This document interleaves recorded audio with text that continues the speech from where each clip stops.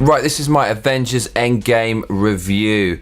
So, the movie's basically split into three parts. The first hour is the Avengers trying to work out how to get the Infinity Stones back and reverse the damage that Thanos did in the first movie. The middle part, the second part, is the Avengers actually going back in time to recover the Infinity Stones, and the last part is a massive fucking battle. The first part, aka the first hour, I thought they could have just done with an opening crawl a la Star Wars. They could have just said, look, the Avengers are fucked, Thanos is fucked, they found a way to go back in time, here we go bitches, boom, we go into the second part of the movie, which was actually pretty good. But no, they have to invent a time machine to go back and find the Infinity Stones. Now, that is an ex machina. Hey, how are we going to fix this? I know, let's invent a time machine. Isn't that a coincidence that you basically invent the greatest invention in the history of civilization just at the time when you need these Infinity Stones? There's a point where everyone's discussing how people could go back in time. And Ant-Man is explaining, yeah, you can go into this nano world and maybe, just maybe we could go back in time. Do you think so? And one of the Avengers, I can't remember who it is, but he's supposed to represent the everyman, basically the dumbass in the audience.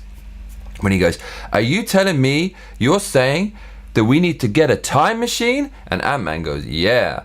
And at that point I thought, man, you just spent a whole fucking movie, the prequel, 3 hours about building up the legacy and narrative of the Infinity Stones, one of which is a fucking time stone that you could have used in this movie and it would have been believable. But no, you're just going to invent some random time travel. What the fuck, guys? The whole crux of the movie was based around that flimsy, jokey part about time travel. What in the world? You can tell it was an ex machina because the way the script was written was done in a tongue-in-cheek way. Are you telling me we need a time machine? You lazy fuckers, you're getting paid millions of dollars and you write something that basic into the script. So that really put a bad sour taste in my mouth and got the movie off to a rocky start. But I thought it was going to go all downhill from there, but the middle section was good. The movie should have started there, basically, where the Avengers split into teams and go off to find the Infinity Stones. A lot of nice action there. It was decent. It held up really well. And the 3 or 4 storylines running parallel and jumping between one another is just a classic piece of good cinematic storytelling that's been happening since day dot. The last part of the movie is a massive battle. Yeah, let's turn it up to 11, dude. Here we go.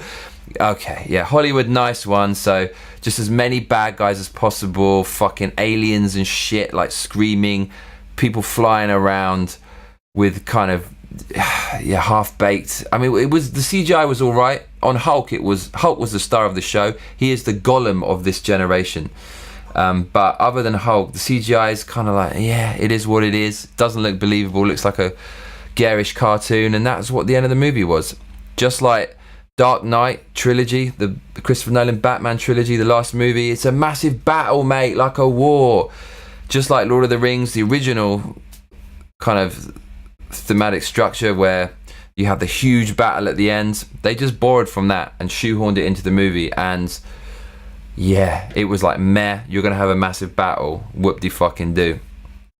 So yeah, rambling a bit now, but to summarize, the beginning, the first hour was completely unnecessary. The middle section was kind of decent, and the ending was just typical massive battle.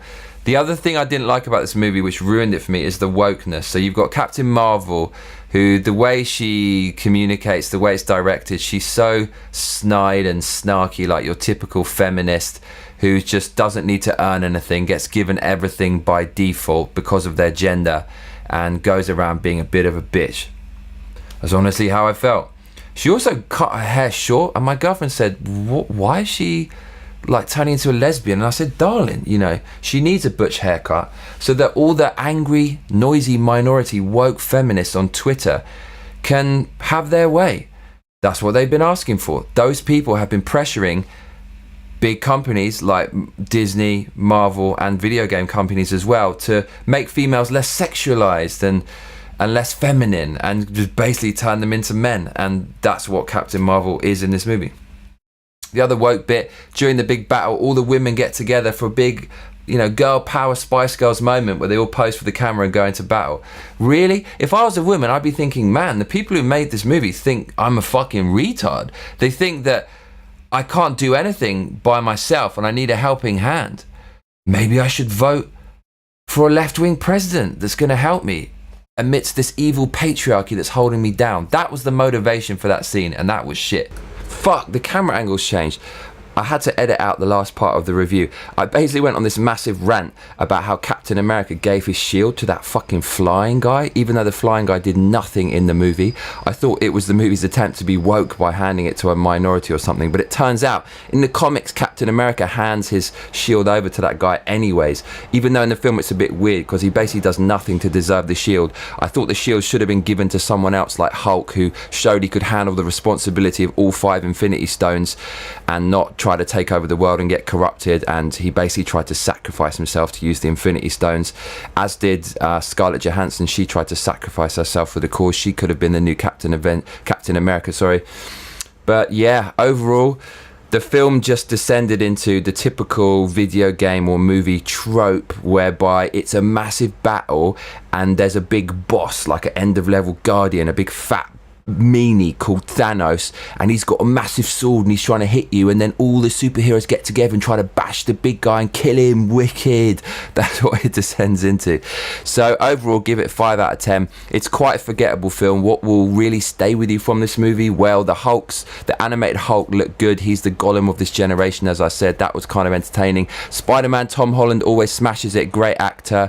And there's some rather good acting performances, Iron Man and whatnot, but really when Iron Man dies and stuff, you just don't give a fuck, because how can you get emotionally attached to a movie like this?